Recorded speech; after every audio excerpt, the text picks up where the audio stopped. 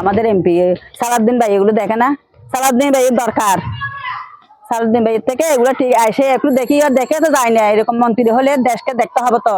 এটা আপনার ওর দেশ না, আমরা তো ওদের দেশে বাস করি, আমরা ভোট দিছি, ও হয়েছে, কিন্তু আমাদেরকে দেখতে হবে তো। আপনারা জানেন এগুলো আমাদেরকে সালাউদ্দিন ভাই থেকে দেখিয়ে এগুলো আমাদেরকে ঠিক করে দেওয়া উচিত।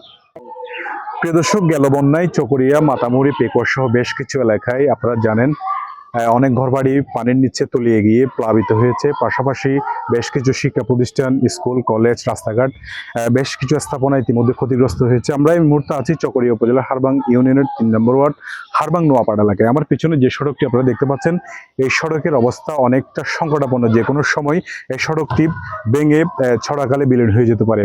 প্রতিদিন এই এলাকায় প্রায় ১ থেকে ২,০০০ মানুষ চলাচল করে। পাশাপাশি এই এলাকা দিয়ে প্রায় ৩ থেকে ৪ নম্বর ওয়ার্ডের যোগাযোগ একটি ব্যবস্থা, এই যোগাযোগ ব্যবস্থা সম্পূর্ণ ভেঙে বেরোচ্ছে। এখানে কোনো ধরনের গাড়ি চলাচল নেই, যাতায়াত ব্যবস্থা তেমনটা সুবিধা নয়।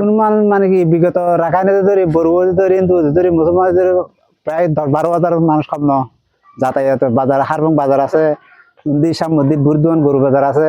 এই মানে এলাকার চলাচল অবস্থা বেশি খারাপ, দূর তো বেশি খারাপ।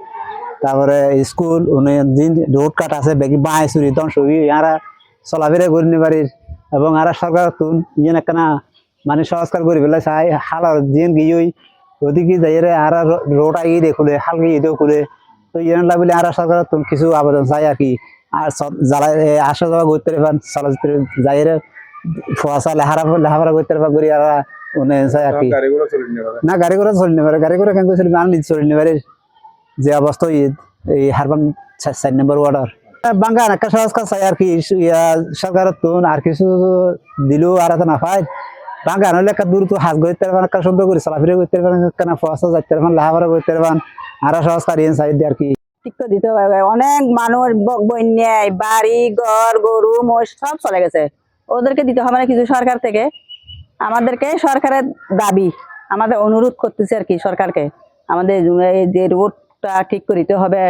এদিকে কালভেট দিয়ে এদিকে সাত দেওয়াল দিয়ে রোডটা ঠিক করতে হবে, না হলে তো আমরা বাঁচতে পারবো না।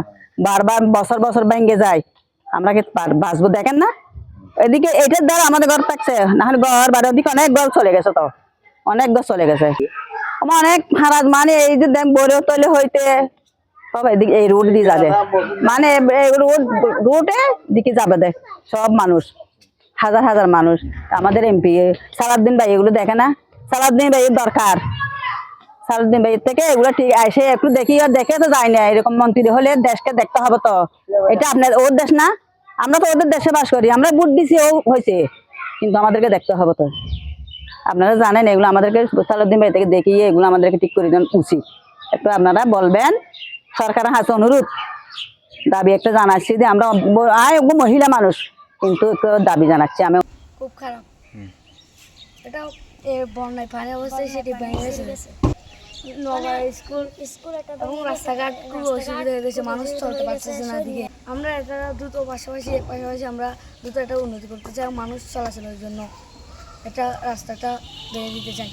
এটা রাস্তাটা খুব ভালো না, रोड बागी तो और गाड़ी घोड़ा चल नहीं नफर तो इतनी महंगे चल मानिस काटे दी पोना बना रास्ता घाट साइड দিয়ে আর কি সেই মানে কি এগুলো ঠিক করতে চাই আমরা।